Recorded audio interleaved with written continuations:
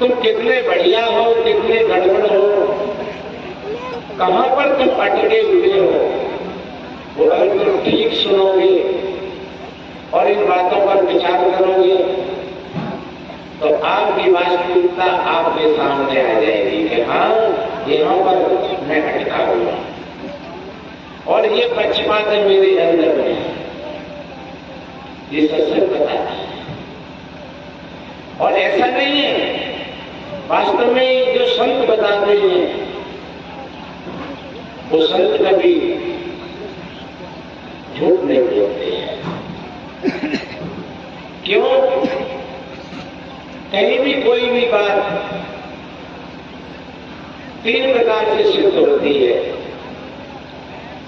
जैसे हमारे शास्त्रों में लिखा हुआ हो, गुरु के वाक्यों में हो और हमारे अनुभव में कोई चीज आ जाए तो आप तीनों जगह का प्रमाण सिद्ध हो जाए। हाँ, ये बिल्कुल सही बात है।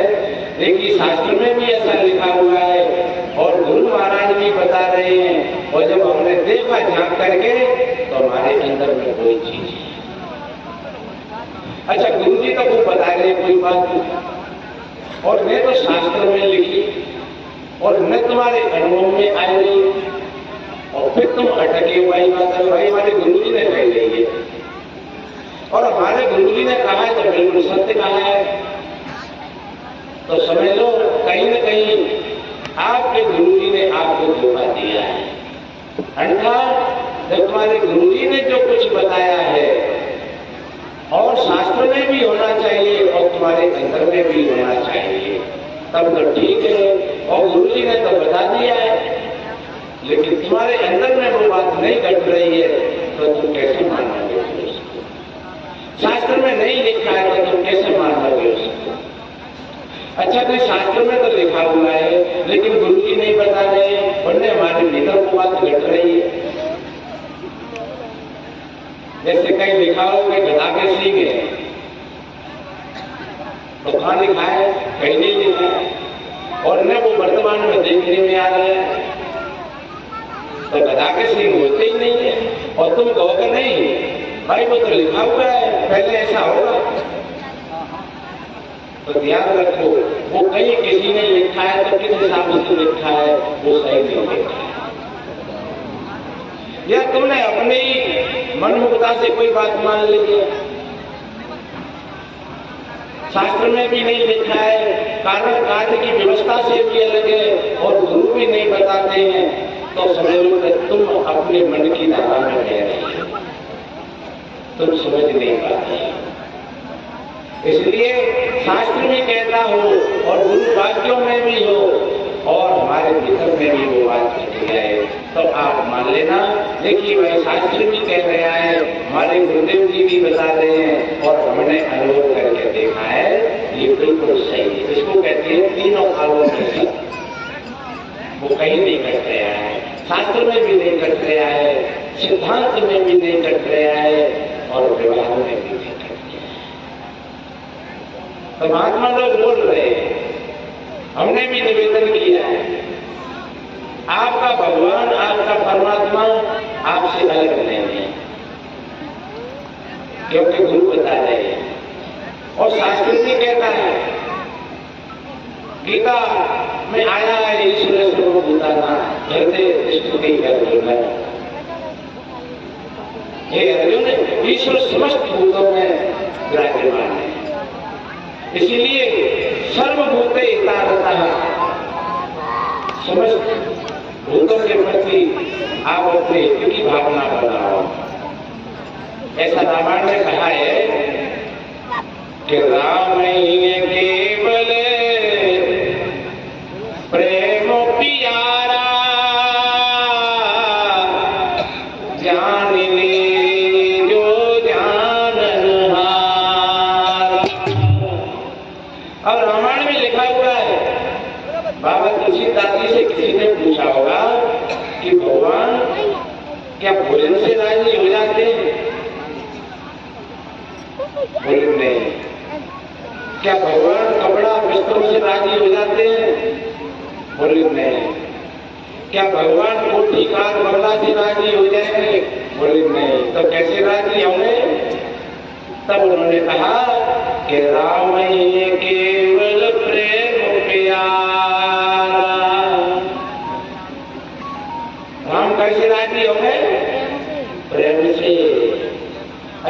बात बताए, चलो रामायण की चौपाई वो तो बात रामायण की।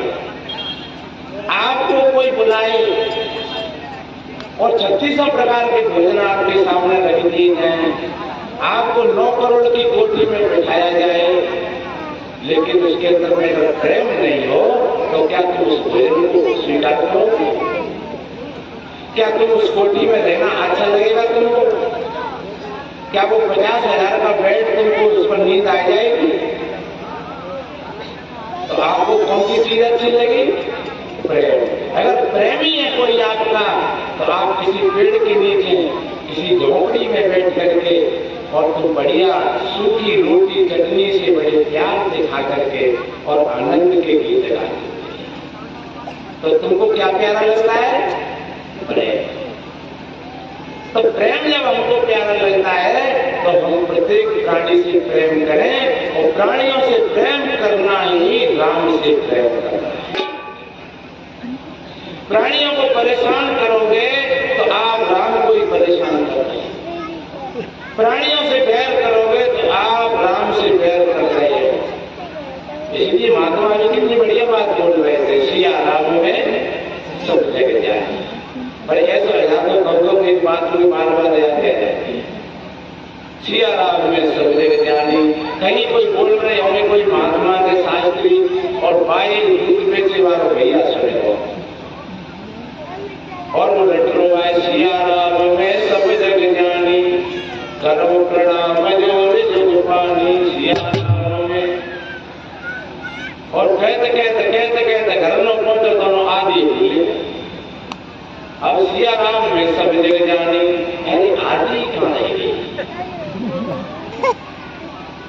बाहर की मंडल रह जाते हो कोई जोड़ ले है। सिया राम में सब जग जानी, बेचो दूध मिलाओ पानी, आगे पीछे सिया राम में सब जगह जाने और बेचो दूध मिलाओ पानी। और क्या पाठ सीखो, धड़ाधड़ पाठ करे, बाकी कुछ भी नहीं कही। बड़ी मजे की बात है, ये तो बहुत अच्छी चीज सीखे रहे। और बानर दूध में पानी मिलाकर शुरू कर दो, देवदारे में पानी माया पड़ के ठहराने, और पाठ गली भी करें। एक दिन हमारे कहा भी कि भैया ऐसा है तो ज्यादा पानी मत लगाया करो दूध में। बोले एक बात मतलब तुम पाठ कर रहे हो, सिया राम में सब जगह जाने, बेचो दूध मिला करो पानी। और फिर एक बात और, हम जब से तुम्हारे साथ में आए हमने एक सोने की कील बनाई देखी। फागुन के महीना में भैया की बेटा को पिया हुए, तो बताओ मैं नहीं तो बना बनी, तो बेचारा चुप हो गया। हमारे खुद पानी बेच बेच के बनवाई। एक दिन कहीं कथा हो रही, भागवत चल रही, तो उसमें कोई प्रसंग आ गया कि जो कोई भी भाई बहन रस में विष मिला करके बेचते हैं तो वो नरक में जाते हैं।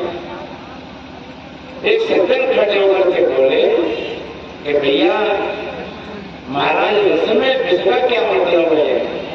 रस में विष का मतलब है कि कोई दूध में पानी मिला करके बेचता है, कोई घी में रिफाइंड मिला करके बेचता है, और कोई दाल में कंकड़ मिला करके बेचता है।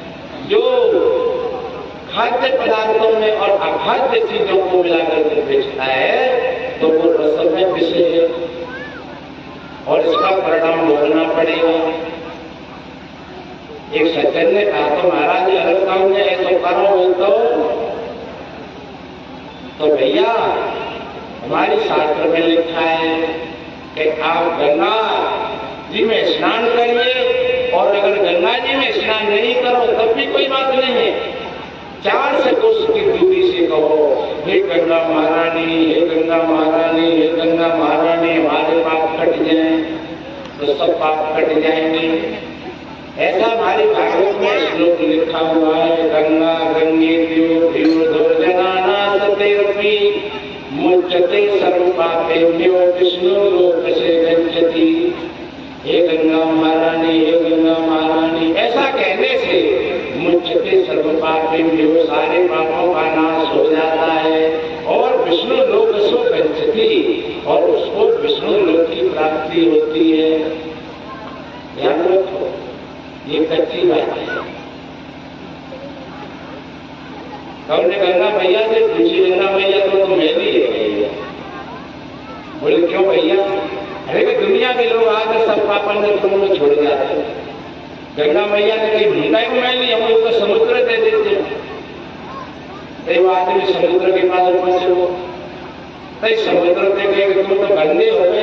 बोले कैसे? कि संसार के लोग गंगा में सारे पापों को छोड़ जाते हैं और गंगा जी आपको दे देती है, तो आप पापी हो गए कि नहीं? समुद्र ने कहा भैया मैं तो बादलों को दे देता हूं। वो आदमी बादलों के पास पहुंच गया कि कहे भैया तुम बड़े पापी हो। बोले कैसे? कि संसार के लोग गंगा में पापों को छोड़ जाते हैं, गंगा जी समुद्र को दे देती है, समुद्र तुमको दे देता है, तो तुम पापी हो गए कि नहीं? कि ना भैया, जो समय आते तो मैं तो ताकि दे में छोड़ देते हैं, तो पाप कटेगा। इसलिए मेरे भाई बहनों, वो बहन गई गंगा जी में, चलो सौमती वापस पड़ रही है तो हम तो भाई चले जाने पास में ये गंगा जी। अपने आदमी को लेकर के गंगा जी में गई और जाकर के जैसे डुबकी लगाई तो एक बड़ी सी मछली चली आई, तो नथे और नाक के दूर निकाल ले और छड़के ऊपर आया, देखो तो कहने लगी कि सुनो जी मैं तो नथ गई और नाक लग गई। तब ठीक है सिया राम ने सब जगह जानी और पीछो दूध मिलाओ पानी और पानी को पैसा पानी में और नाक कटी बेईमानी में। इसलिए ध्यान रखो, राम ही केवल प्रेम प्यारा, तो हम भी प्राणियों से प्रेम, सब में भगवान है, सब में परमात्मा है, ऐसा अगर हम मानते हैं तो हम सबसे प्रेम।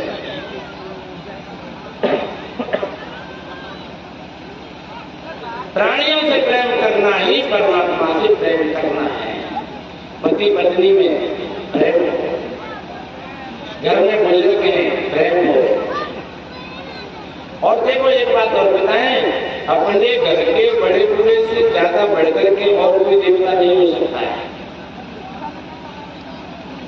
देवता का मतलब क्या होता है? देवता, जो दे रहा है और बता रहा है बातें कहते हैं देवता, और जो देवे नहीं और बता भी नहीं बातें कहते हैं नहीं बता। पिता ने हमको बहुत कुछ दिया है, माँ ने हमको बहुत कुछ दिया है। अच्छा एक बात बताएं, आप साल में चाहे दीपावली पर, चाहे होली पर, चाहे रक्षाबंधन पर, चाहे संक्रांति पर आप बाहर जाते हो और बाहर मंदिरों के देवताओं को बढ़िया अच्छे दिलाते हैं, दिलाते हैं, मिठाई दे जाते हैं और उनके लिए भोग लगाते हैं, दीपक जलाते हैं, आरती करते हैं। पर ईमानदारी से बताना, आप किसी बहन ने अपनी बूढ़ी सासू माँ को या अपने ससुर को कभी अच्छे बढ़िया नए कपड़ा पहना दिला करके, बढ़िया नए कपड़ा पहना करके और हफ्ते की सरैया से पूज करके और क्या मिठाई का भोग लगाया है उनको? कभी साल में एक में लगाओ, लगाओ कब में तो ना लगाओ तो तुम कैसे पुजारी हो? सच्चे अर्थों में वो सच्चे देवी देवता हैं जो हमारे लिए तक करके दिए थे। थोड़ी सी हमारी परेशानी के लिए माँ ने कितना कष्ट उठाया, पूरी रात भर नहीं सोती थी, नेक तकलीफ हो जाती, पूरी रात बेचारी जगती हो जाती, गोद में लेकर के डॉक्टरों के पास भर्ती रहती थी। और जब कहीं पेशाब कर दिया तो उसमें गीले में स्वयं आप सो जाती है और बच्चे को सूखे में सुलाती है, और इधरों भीग गई इधरों भीग गई तो फिर बच्चा को अपनी छाती पर लेकर के लेटती है। बताओ बात से बड़ो देवता और कौन सा है? हमें बताओ कि कौन से देवता ने और क्या बोला? जे देवता के लिए ये बहुत बड़ी भूल है, ये बहुत बड़ी भ्रांति है। इसलिए आज से 2000 के वर्ष के पहले इतिहास को उठा करके देखें तो कोई देवी देवता और मंदिर और मस्जिद नहीं थे। पहले हमारे पूर्व ऋषि मुनि महात्मा और वेद पूरे भरे पड़े। हमसे लोग कहते हैं महाराज आप वेदन ने ना मानते। हम जो कहते हैं जो हम ये सत्संग दे रहे हैं इन बातों से पूरे के पूरे वेद भरे पड़े हुए। यही बातें लिखी है। वेदों ने संगठन पर बहुत बड़ा विस्तार से चर्चा की है और माता पिता की सेवा पर बहुत बड़े विस्तार से, संस्कारों पर बहुत बड़े विस्तार से वेदों में चर्चा है। अर्धांगिनी घर की लक्ष्मी कैसी होनी चाहिए और पुत्र कैसा होना चाहिए और माता पिता कैसे होने चाहिए, बेटी कैसी होनी चाहिए, ये सारी चर्चाओं से वेद भरे पड़े हैं। और लोग हमसे कहते हैं कबीर पर धीरे वेदन ना मानते और हम ईमानदारी से कहते हैं कि तुमने कभी देखो हर वेद तो नहीं देख लिया। एक जगह कोई चर्चा है रही हमारी इसी तरीका से, तो वह चर्चा में कितना सत्संग चला, ऐसे ही लोग बैठे बहुत काफी एक मंदिर पर कार्यक्रम चल गया। देखो कैसे लोग हैं। मैं एक भजन सुनाऊंगा तो चर्चा हो रही तो 3 दिना के सत्संग में और हमने कुछ रामायण पर विशेष चर्चा रखी।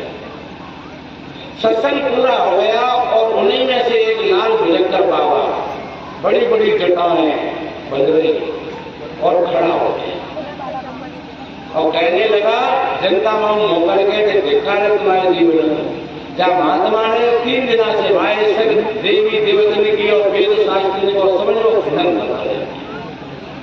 और वो तो तुम्हें सुनना है, तुम्हें चुल्लू भर पानी में डूब के मर जाना चाहिए। वो तो तुम्हें सुनना ही है। अगर तुम 4 महात्मा में संग में नहीं होते तो मेरी महात्मा ने जीवन की बता दी ऐसे समझो।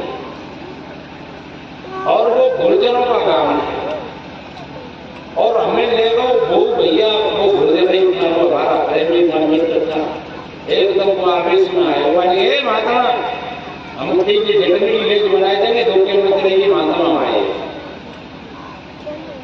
हमने कही तो बात बिगड़ती तो उसका नाम कल्याण था, कल्याण सिंह गुर्जर। हमने कही कल्याण सिंह आप वो हमारी किस्में आप बैठ जाइए, ये हमारा सम्मान है, आप बिल्कुल कुछ नहीं हो, आप बैठ जाइए। हमने कहा महात्मा जी से भी ईमानदारी से बताओ आप कह रहे हो कि हमारे वेदों का खंडन किया है, रामायण गीता का खंडन किया है, तो हमने कहा ईमानदारी से बताना कि आपने वेद देखे। अब महात्मा ऑर्डर में जीत दे रहे हैं। मैंने कहा ठीक है वेद तो तुमने नहीं देखे होंगे। अच्छा एक बात बताओ रामायण में कितने दोहा हैं? तुमने रामायण तो रोज पढ़ते हो, रामायण के अखंड पाठ कर रहे हैं, तो हमें ये बताओ कि रामायण में कितने दोहा हैं? अच्छा गीता में कितने श्लोक हैं और कौन से श्लोक का हमने खंडन किया है? अब महात्मा ने चुप रहे। मैंने कहा देखो आप लाल भुजंगर जैसे लोगों ने इस देश को तोड़ा है, समाज को बांटा है, छोटे और बड़े की भावनाएं पैदा कर रही है कि जे फलानो है, जे ढीको है, जे ज्यादा समाज को है, जे ज्यादा समाज को है। इसलिए और एक बात बताएं, ऐसा कहते हैं कि ज्ञानी से ज्ञानी लड़े करे ज्ञान की बात और मूर्ख से मूर्ख लड़े कह घुसा। महात्मा जी जो बात में कभी नहीं पढ़ने देंगे क्योंकि तुमको गवर्नमेंट के ना बने और हमको गवर्नमेंट के ना जाते। इस बात में भी हम कम नहीं पढ़ने देंगे आपसे, लेकिन अच्छा नहीं लगेगा। जनता में बहुत बड़ा गलत संदेश जाएगा इस बात का। और आपके 4 नहीं आपके 1000 साधु हो वहां हमको ले चलो और वहां हम सत्संग सुनाएंगे और तुम हमको मारो। और महात्मा नाराज होकर के वहां से भाग निकला। फिर हमने उस सरपंच के लड़का से कहा भोजन तैयार है, मना लागू और भोजन पाकर के चला जाएगा, कोई बात नहीं है। जैसी जब में वृद्धि होती है वो वैसा ही उतना ही। इसलिए मेरे बहन भाइयों कई लोगों को बात ये समझ में आती है तो समझ में वो उल्टी बात समझ जाते हैं। उल्टी बात कैसे समझ जाते हैं? ये छोटी सी बात आएगी और मैं भजन सुना लो। एक बहु लड़की की शादी हुई और शादी तो वो बहु बेटी तो होशियार रही और आदमी ने बाबा को थोड़ा सो छुट्टी को पर जब शादी होकर के वापस आई तो बाबा ने अपने घर में बाकी प्रशंसा करते हैं मेरा आदमी बहुत पढ़ा लिखा है, बहुत समझदार है, और अपनी मैयों से, अपनी भाभी से, अपनी बहनों से, अपनी सहेलियों से माने अपने आदमी की बहुत प्रशंसा करते और करना भी चाहिए। अपने आदमी की प्रशंसा करना चाहिए, अपने घर की प्रशंसा करना चाहिए, अपने सास ससुरों की प्रशंसा करना चाहिए, कभी अपने घर की बुराई नहीं करनी चाहिए। आप अपने घर की बुराई करोगे तो आपके घर की बदनामी हो जाएगी। आप अपने पति की बदनामी करोगे, बुराई करोगे तो आपके पति की बदनामी हो जाएगी। आप अपने सास ससुरों की बुराई करोगे तो उनकी बदनामी हो जाएगी। इसलिए कितना बढ़िया कहा है, अच्छा कहा है कि अपनी बात को अपने घर से कभी बाहर नहीं कहना चाहिए।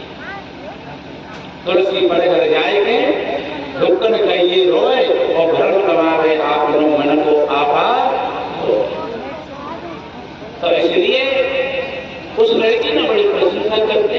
अब आया सावन को महीना, अब तो आदमी में घुसट है, और पहले आदमी खूब जाते हो तो 4-4 दिन रहते मेहमान घर में, तो आयो लोग दूरों खाए और हालत हो वैसे आयो हो, और उसकी भौजाई, उसकी बहन, उसकी माँ सब खाना बनाए, तो बढ़िया बढ़िया पूरी बनाई, अच्छी अच्छी सब्जी और पूरी, और वो बैठकर भोजन, तो भोजन को पाँच तो भूखो समझने को बेचारो ज्यादा होशियार नहीं है, और वो लड़की चूल्हे पे बैठी, तो माने एक ही बेर में एक पूरी लेके और साग पूरी पूरी एक ही बेर में खाए, एक एक खाएगा, दो नहीं खाएगा।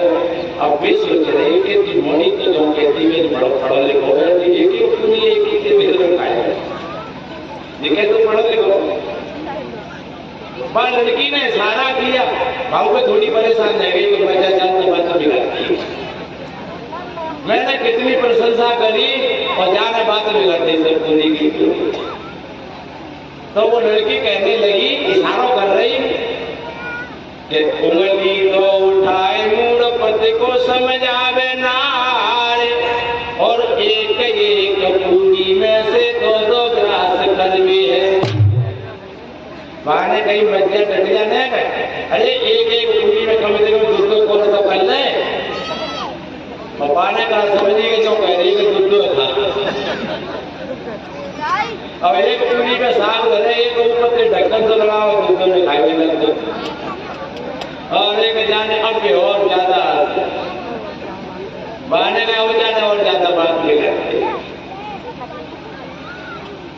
उस लड़की ने फिर से कहा, उसने समझी बेचारे कहे 2-2 पूरी की कर रही। उस लड़की ने फिर किसा करके कहा कि अरे मेरे आदमी बाने जो हाथ लगाया मान लेते कि मज्जा तन बिल्कुल क्या अरे बाने जाने के जो कह रही है कि पूरी पूजनी है, माथे से लगा के खा। अब पूरी पे एक में साग धरे, ऊपर से एक पूरी और धरे, और फिर ढोली से लगावे, माथे से लगावे, सब खावे मजा आता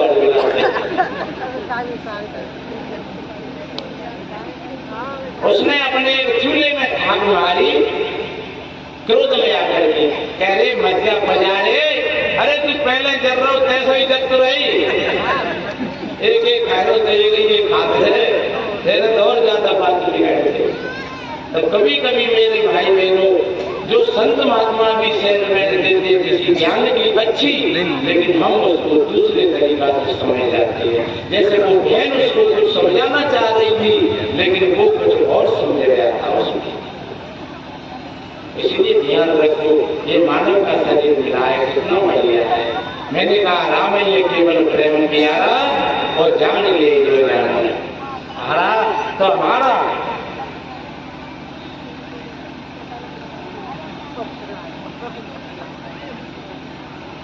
और इसलिए बड़े मजे की बात है, हमारा हृदय भी तमाम सदगुणों से भरा हुआ है। हमारा हृदय सुनाया था कि बेटा सुनाया, हमारा हृदय तमाम सदगुणों से भरा हुआ है और ज्ञान का भंडार है। इसलिए महात्मा से पूछा किसी ने, देखो ये बात समझना ठीक तरीका से, महात्मा से पूछा कि आपका परिवार है क्या? महात्मा ने कहा मेरा परिवार है। तो कौन सा परिवार है? महात्मा ने कहा कि सत्यम माता पिता ज्ञानम धर्मो भ्राता दया सखा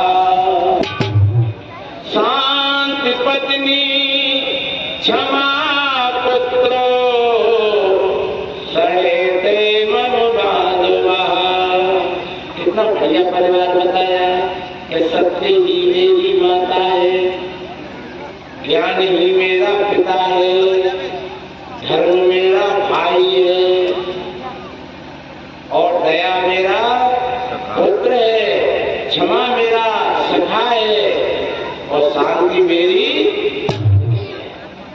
सत्य माता पिता ज्ञान धर्मो भ्राता दया सखा शांति पत्नी क्षमा पुत्र।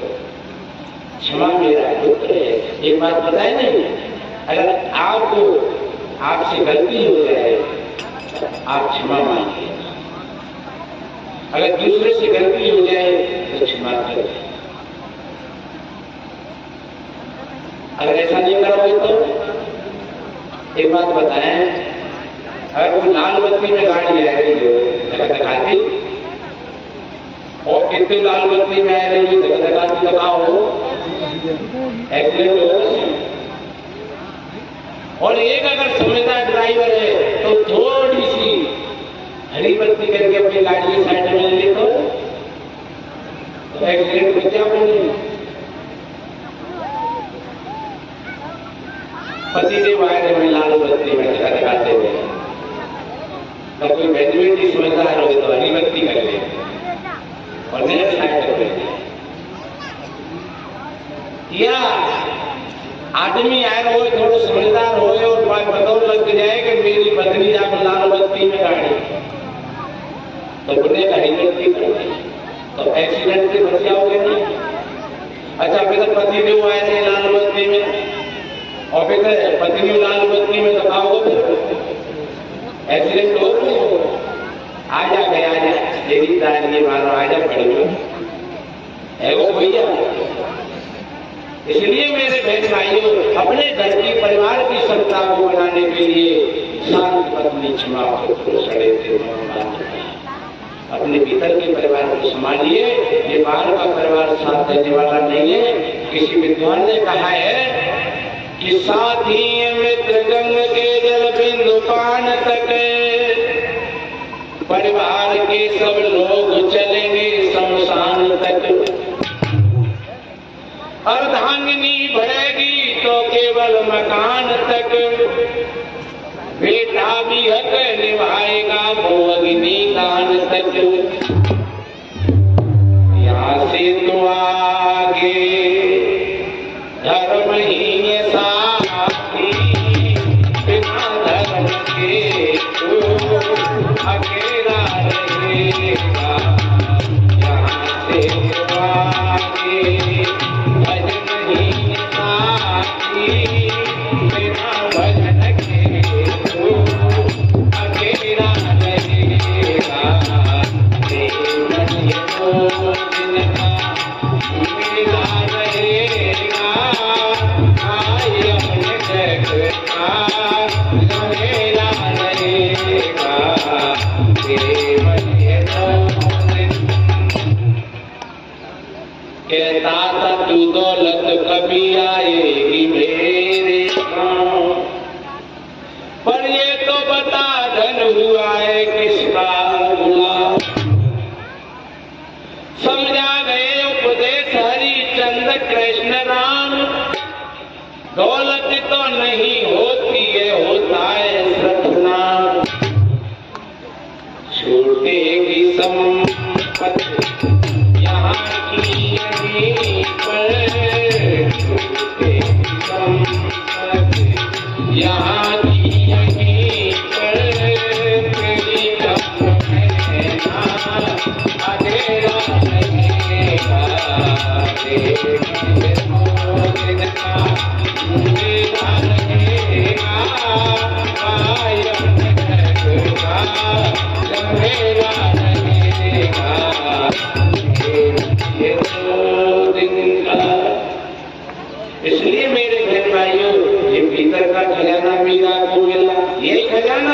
यही राम धने पायो जी मैंने राम रतन धन पायो।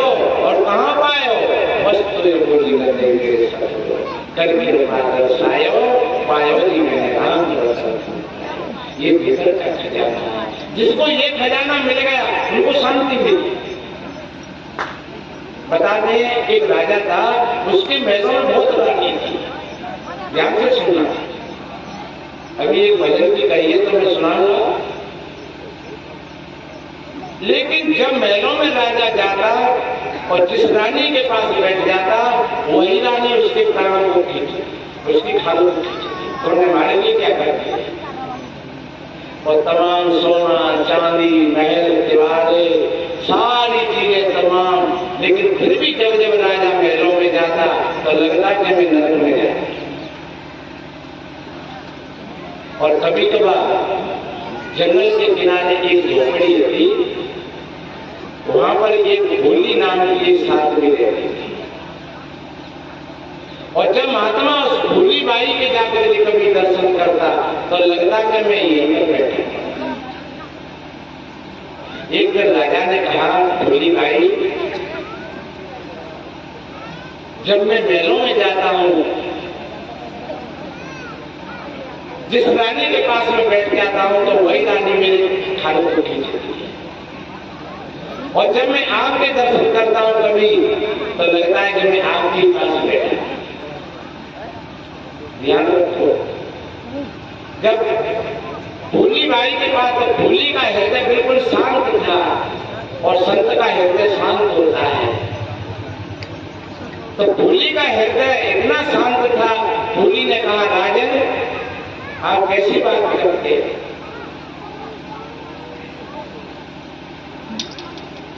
राजा ने कहा, आपके पास में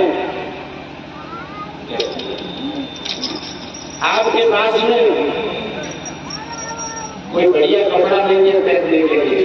ध्यान से सुना, आपके पास में कोई बढ़िया कपड़ा नहीं है पहनने के लिए, आपके पास में बढ़िया भोजन नहीं है खाने के लिए, आपके पास में बढ़िया मकान नहीं है रहने के लिए, लेकिन फिर भी आपके अंदर में इतनी शांति। और मेरे महलों में मेरी रानियों पर किसी प्रकार की कोई कमी नहीं है, लेकिन फिर भी मैं जिस रानी के पास जाता हूँ वही रानी मेरे गुरु होती है। भोली भाई ने कहा, बेटा अभी बैठ जाओ, बाल कर लो, बैठ जाओ, थोड़ी देर बाद पूजा का मौका आएगा, अभी 10-15 मिनट और चर्चा कर रहे हैं, भजन सुनाएंगे और फिर खूब पूजा करिए। अभी पूजा में कोई बचे। भोली भाई ने कहा कि राजन, मेरी शांति किसी सोने और चांदी की नहीं है, कपड़ा लताओं की नहीं है, खाने पीने की नहीं है, मेरे अंदर की जो शांति है वो मेरे गुरु महाराज का दिया हुआ प्रसाद है। और इस शांति को मेरे से कोई भी छीन नहीं सकेगा। बाहर की चीजें सारी की सारी बढ़ जाती हैं, लेकिन भीतर की चीजें कभी बढ़ती नहीं।